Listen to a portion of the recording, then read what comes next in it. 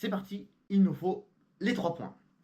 Salut à tous, aujourd'hui on se retrouve pour faire cet avant-match entre Arsenal-Brighton et puis on fera un autre avant-match pour Manchester United-Liverpool, un énorme choc qui se déroulera dimanche. Mais tout d'abord on va commencer par parler de nos Gunners face à Brighton. Avant de commencer, n'hésitez pas à vous abonner, liker et commenter, ça va faire un très grand plaisir de vous avoir dans mes vidéos. Pour commencer, revenons sur la victoire de la semaine dernière face à Aston Villa à l'extérieur et je peux dire que c'était un match difficile comme je l'ai redit souvent si vous avez vu mon débrief le samedi dernier.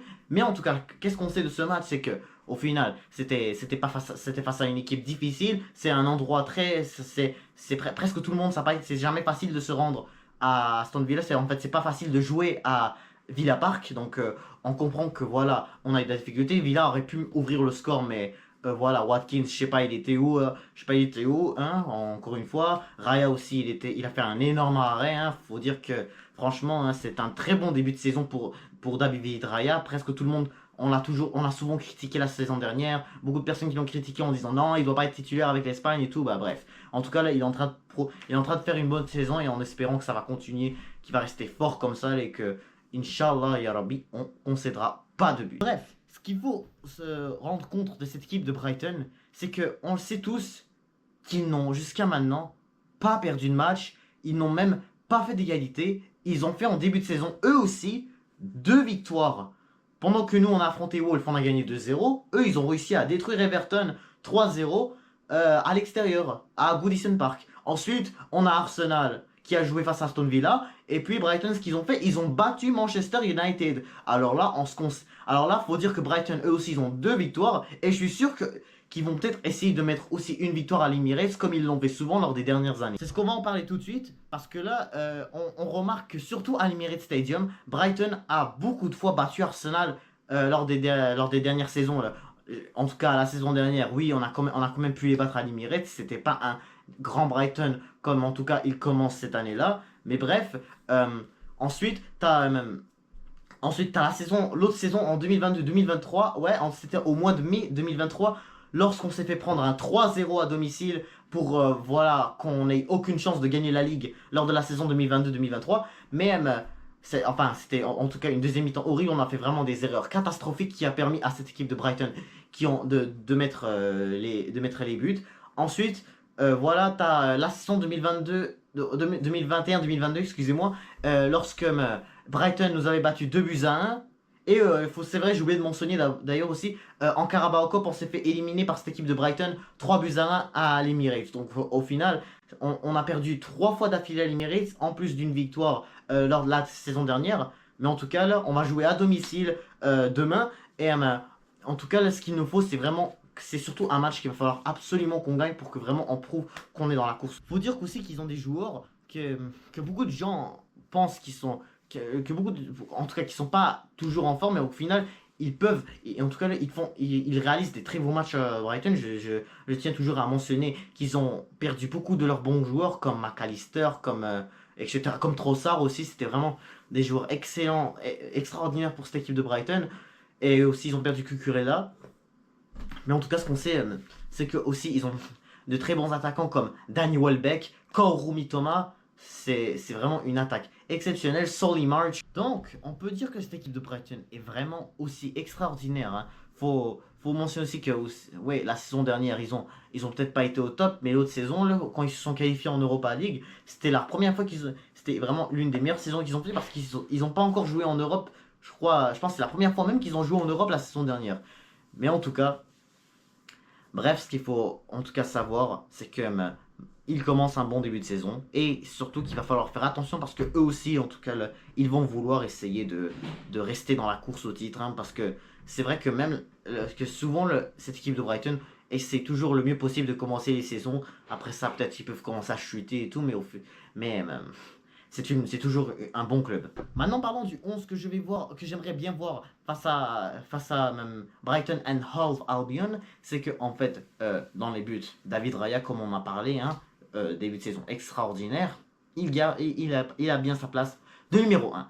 Et défense centrale, William Saliba, Gabriel, ça change pas, toujours une défense, toujours une bonne défense, même si au final on a parlé de 2 erreurs que les deux ont fait lors des 2 derniers matchs. Gabriel face à Aston Villa, excusez-moi, et Saliba face à Wolverhampton, mais elle reste toujours une défense magnifique. On n'a toujours pas concédé de but, donc on peut dire que c'est la meilleure défense de la première ligue, hein, même si que on le sait tous que des équipes comme Liverpool aussi qui eux aussi n'ont toujours pas concédé de but, tout comme nous, mais il faut dire que la défense d'Arsenal reste toujours une meilleure défense selon moi. Les latéraux, j'aimerais avoir à gauche Timber et à droite Calafiori. Fini Ben White et Zinchenko.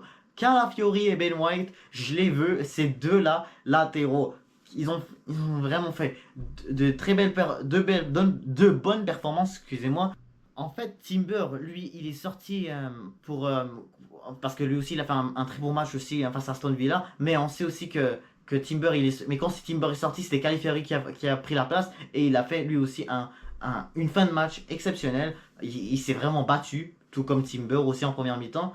Ben White, il est resté tout le match. Faut dire que c'est pas non plus un joueur très mauvais, comme je l'ai dit l'autre jour. Mais moi j'aimerais quand même voir Calafiori et Timber pour voir est-ce que c'est vraiment les deux latéraux qu'il faut titulaires. Au milieu de terrain, j'aimerais avoir en CDM Declan Rice toujours aussi bon offensivement.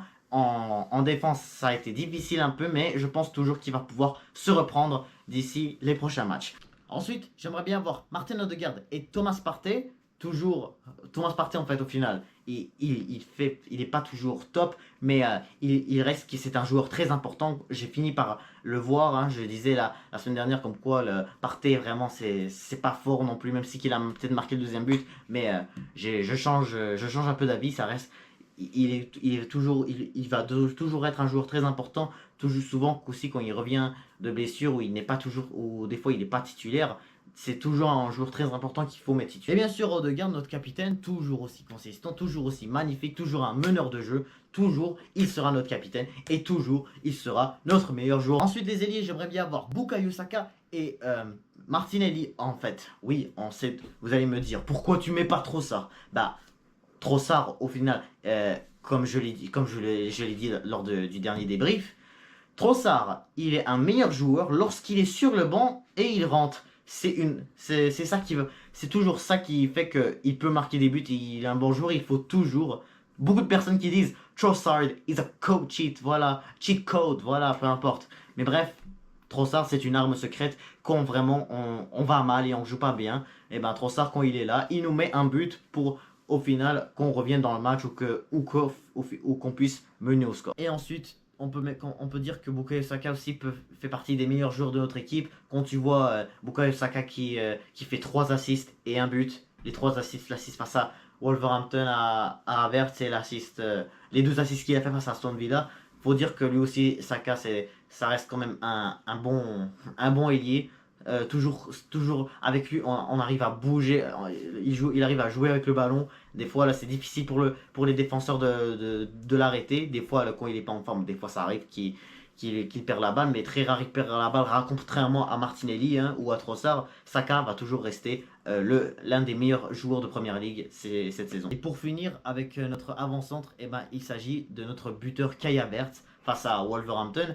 Mais oui, vous avez vu quand même que je l'ai critiqué beaucoup, mais Kai Havertz va toujours vraiment rester titulaire pour moi, là, rapport à Gabriel Jesus. Pour moi, Gabriel Jesus, vraiment, c'est beaucoup plus compliqué pour lui de revenir de pouvoir rester sur le banc et être titulaire. Des fois, c'est pas très simple pour lui de faire cette job-là. Pour moi, Kai Havertz devrait rester toujours le titulaire, même si voilà, il fait des ratés vraiment honteux. Tu peux toujours vraiment la mettre dans les buts.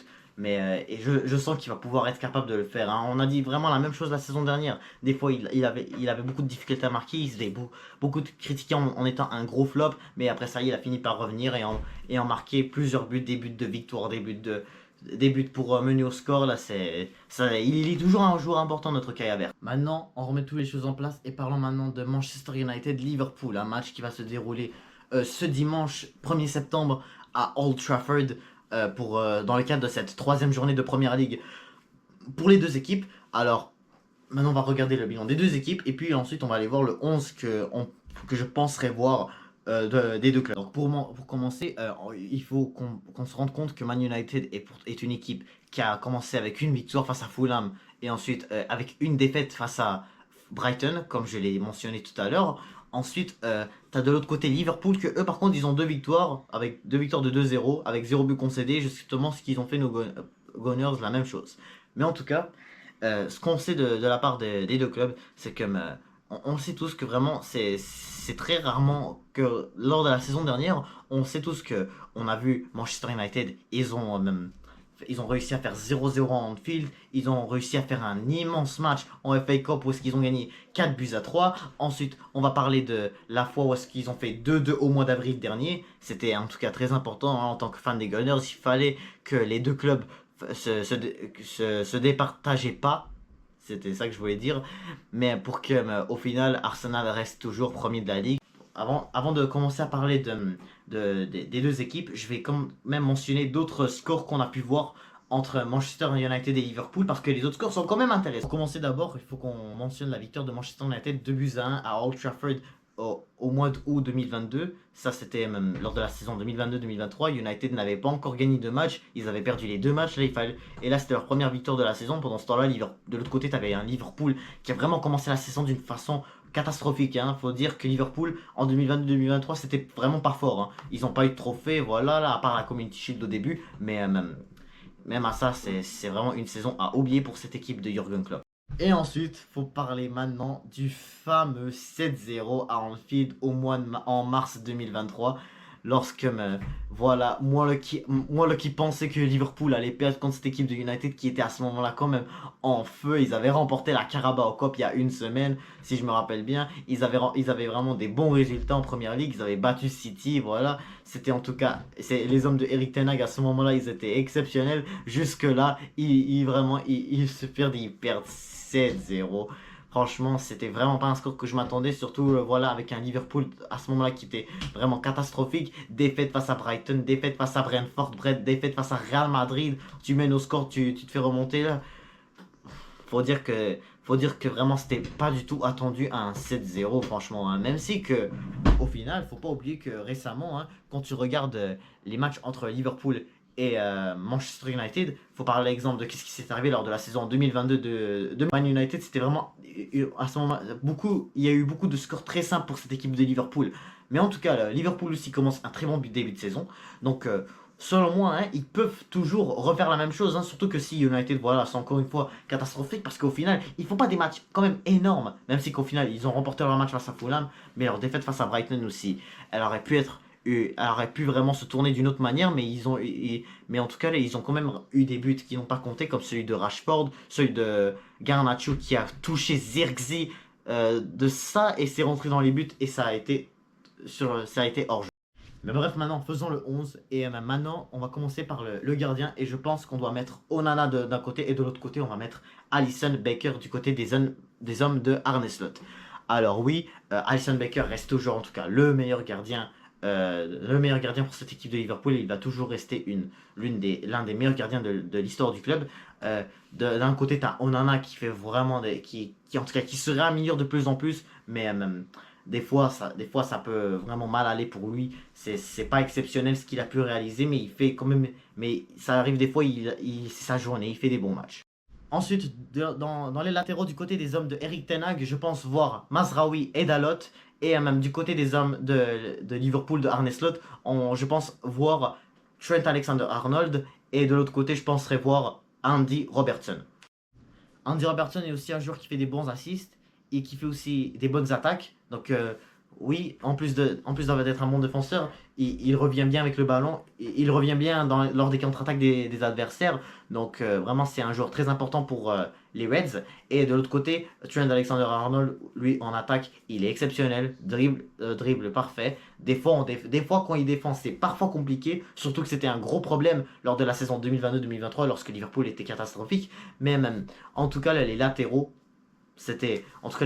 là, c'était pour Liverpool. Maintenant, c'est beaucoup mieux, surtout que eux, ils attaquent super bien. Et du côté de Manchester United, Mazraoui, jusqu'à maintenant, il fait de très bons matchs pour Manchester United. Et il a fait une bonne prestation face à Fulham. D'un côté, il a aussi bien, d'un côté, il a fait même une passe décisive face à Brighton lorsque Amad Diallo a fait l'égalité. C'était d'une passe D de Mazraoui. Et même Dalot aussi, c'est un joueur très important qui marque des buts pour cette équipe de Manchester United. Et même, et lui aussi, il réalise il fait que réaliser des bonnes choses pour le club. Maintenant, parlons de la défense centrale de Liverpool. Maintenant, je pense qu'ils vont mettre, bien sûr, Konaté et Van Dijk, hein, toujours. Vraiment, c'est les deux meilleurs défenseurs du club, après avoir laissé partir Joel Matip. Je pense que c'est pas mal les deux options qu'ils ont. Il faut dire que Jorel Kouransa aussi, hein, il faut qu'on le mentionne aussi parce que lui aussi c'est un joueur qui réalise aussi des bonnes choses pour Liverpool en tant que défenseur centraux. Des fois il joue latéraux, mais je trouve qu'il est meilleur en défenseur centraux. Mais en tout cas, quand on veut dire un- une place titulaire, en tout cas, ce qui est mieux, Robertson titulaire. Alors comme je pense que Manchester United vont faire un 4-2-3-1, je pense maintenant qu'au milieu de terrain, voilà, ils vont mettre Manuel Ugarte avec Casemiro. Après avoir mentionné le milieu de terrain, je penserais voir dans l'attaque Marcus Rashford en tant que buteur, Alejandro Garnacho avec Amad Diallo. Je pense que ça va faire une très belle attaque pour cette équipe de Manchester United. En plus de Bruno qui va leur aider un peu, comme c'est un 4-2-3-1. Et en plus de ça, je crois que même. En plus de ça, d'ailleurs, j'ai oublié de vous mentionner la défense. Je penserai voir Lisandro Martinez et Matthijs de Ligt, les deux en défense. Je pense que ça va être beaucoup mieux pour cette équipe mancunienne. Voilà, comme on sait tous que Maguire voilà, n'est pas très exceptionnel, lui non plus. Des fois, ça lui arrive de marquer des buts, mais même. Moi, je trouve que De Ligt, il faut qu'on lui fasse. Je pense que Eric Ten Hag devrait lui mettre titulaire un jour. Alors là maintenant, hein, on va passer. Alors là maintenant, comme on a fini de parler du 11 qu'on penserait voir de la part des deux clubs, des hommes de Ten Hag et de Arne Slot, moi je pense en tout cas vraiment honnêtement voir Liverpool s'imposer sur le score de 3-0 à Old Trafford. Je pense que Liverpool vont toujours continuer la course au titre, toujours en encaissant 0 but. Man United vraiment c'est pas mauvais, mais des fois c'est un club qui peut juste vraiment qui peut vraiment au pire ils peuvent te réaliser un bon match si voilà t'es pas bon, mais en tout cas ça reste que c'est pas non plus facile de jouer à Old Trafford, c'est presque facile pour personne aller là-bas. Non. Mais en tout cas là, quand on connaît des équipes de Liverpool qui sont surtout une des meilleures équipes de Première Ligue, ils sont eux aussi dans la course au titre, hein, avec 2 victoires. Donc vraiment là, comme on a vu Brighton battre Manchester United, je suis sûr que Liverpool vont vraiment pas faire des conneries comme ils ont fait.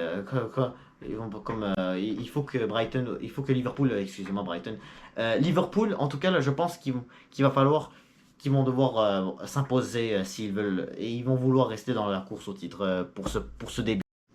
Et donc voilà, c'est donc la fin de cet avant-match entre Arsenal Brighton et Manchester United Liverpool. Donc voilà, je vous ai dit maintenant mon pronostic. Et on va se retrouver demain pour le débrief des Gunners en espérant qu'on va s'imposer. Et sur ça, je vous dis, n'hésitez pas à vous abonner, liker, commenter. Et je vous dis